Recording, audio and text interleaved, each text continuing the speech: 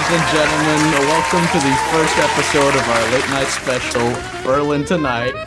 We've got a packed show tonight, so let's get started with the latest from the heart of the action. First up, some big news from the world of the party. In an agreement with the district leader, the royal/party treasury, and a few other important figures, those with party tiers have been given exemptions to some of the district bylaws. This means some lucky few will enjoy privileges like exclusive building rights on public land, the ability to call upon the party tribunal for civil and political matters, and of course, the eternal joy of being exempt from certain pesky bylaws like jaywalking. That's right, ladies and gentlemen, you can now jaywalk wherever you want with the correct party tier. Now, moving on to a more serious story from the Ministry of War, the tragic assassination of the General State Attorney Fabi Eschenbach right inside the Benderblock military compound. This has raised a lot of questions, much more than answers.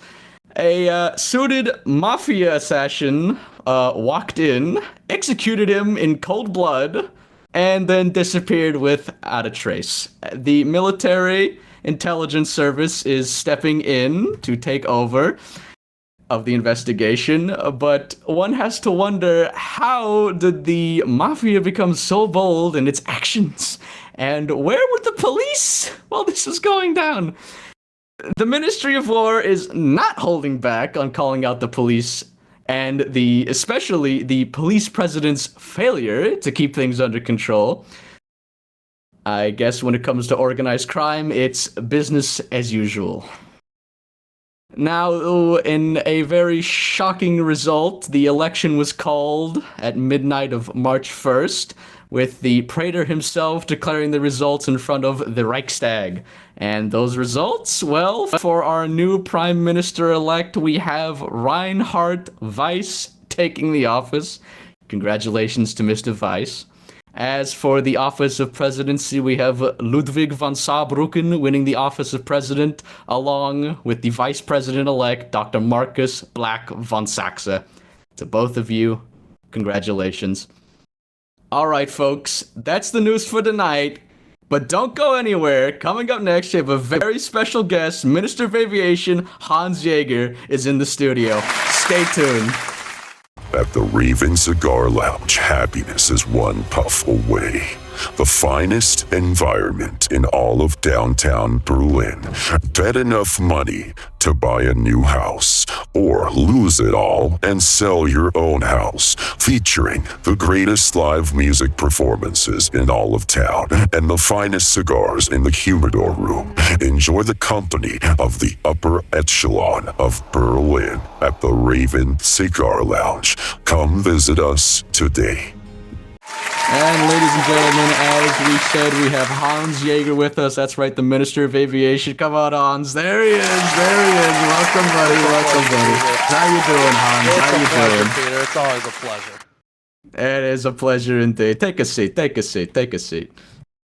So, Mr. Jager, the Aviation Ministry, what exactly does the Aviation Ministry do, Mr. Jager? We are the administrators of civil aviation policy.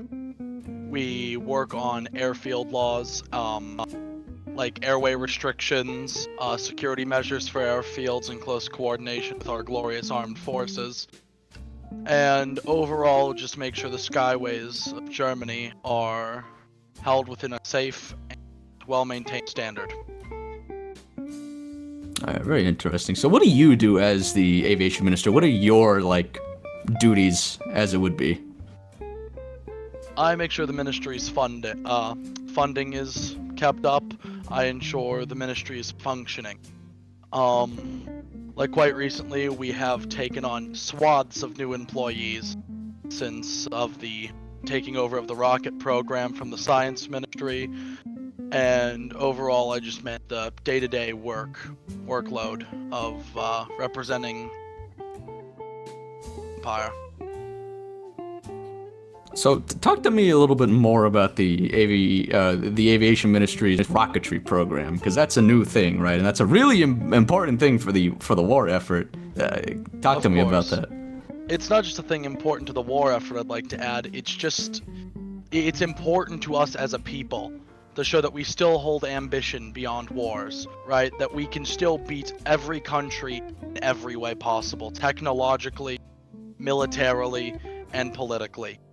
We are supreme in that regard. But the aviation program, back onto that topic, is very old. It started under Science Minister Killian Rust, to where he laid the foundation to where we now walk and build up off of, right? He was a great man, and he honestly, I give a lot of my credit to him for the founding of this project. But it's important that we relaunch it and keep pushing the technology towards a better angle. As the newly Prime Minister-elect Reinhard Weiss had to say, we're gonna take Germany to the moon, right? By God, and I intend to help him keep that promise. Germany will reach space, right? We will prove to the nation and just to the world as a whole that Germany is technologically advanced enough and we are more capable technologically than any other country. So I got it. So you want to go have us go to space and to the moon and all this? How long do you think that's going to take exactly? Do you think it's in the near future, or do you think it's in the very far future? We're talking like decades and decades beyond. I wouldn't say decades and decades. I say it's achievable within the next year or so for moon. For safely landing people, that is a different topic. But getting the rockets up there, we can probably have a rocket in full space by the summertime. If we follow the timetable properly that we've had worked out.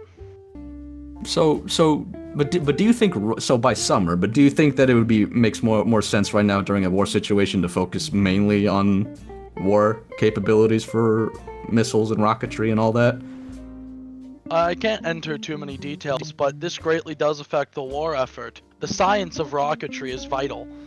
It can be used many purposes. I'm not going to talk about some for more obvious reasons, but militarily, rockets can be used. With such devices like we currently have, like the Nebelwerfer. It's rocket artillery.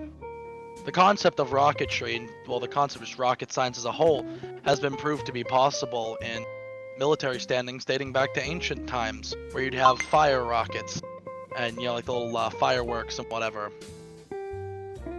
It's a very classical concept, but it still proves itself more pertinent to you in the modern day. Interesting. So you're also having an expo very soon, correct? About the aviation ministry and all that. When is that exactly? Next Saturday. I forgot the exact date, as it's been a rough couple of days getting everything organized. But it will be next Saturday from 5:30 to 7 p.m. Imperial Standard Time in front of the ICC. Due to our amazing military district and the support of the Imperial Air Force, they've helped with budgeting concerns for the event, along with general security and planning.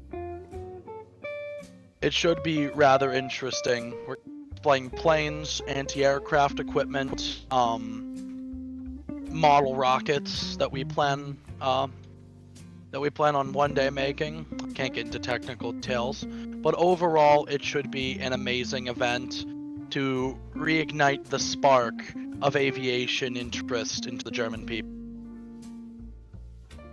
So you also talked earlier when we first started about a bunch of new people coming aboard in the aviation ministry. What are they doing exactly right now with this huge bump of people that you've gotten? What roles are they filling now? Anything you could possibly imagine. We have people working on posters and public advertising, people working on safety PSAs. We're currently working on founding a civilian pro-war effort group to help with civil air defense. The Imperial Air Defense League. It's going to be fully run by the ministry, managed by the ministry. And it's just a way to get the civilian populace able to help with the civil administration in this ongoing war.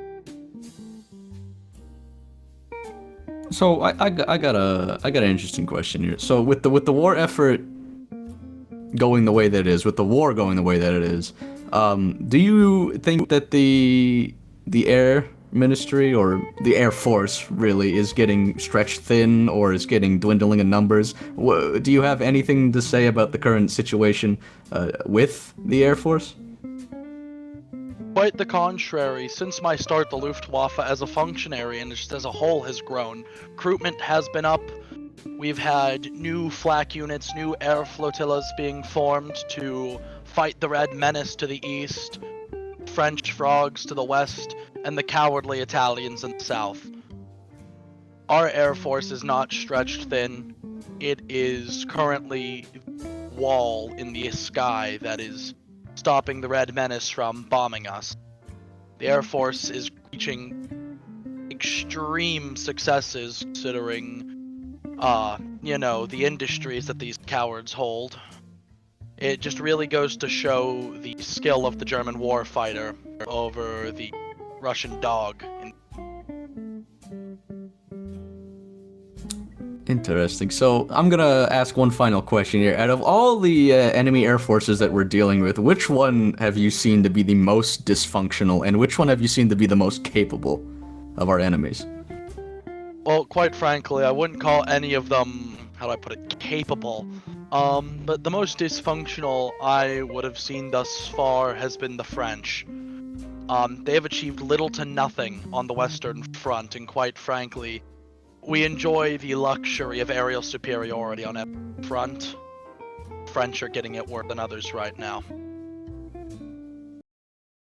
All right, Mr. Jager. Well, thank you for coming on. We're gonna finish it there. I want to thank you for coming on for our first episode of Berlin Tonight. It's been an honor, a pleasure, and I hope you have a wonderful amount of time doing your expo this next Saturday on the 8th of March. Thank you. Thank you. No problem, Mr. Hochstetter. It's always a pleasure. And everyone, thank you for tuning in tonight on Berlin Tonight, ladies and gentlemen. Stay tuned for the next installment of Berlin Tonight. I'm your host, Peter Hochstetter, and ladies and gentlemen, once again, thank you.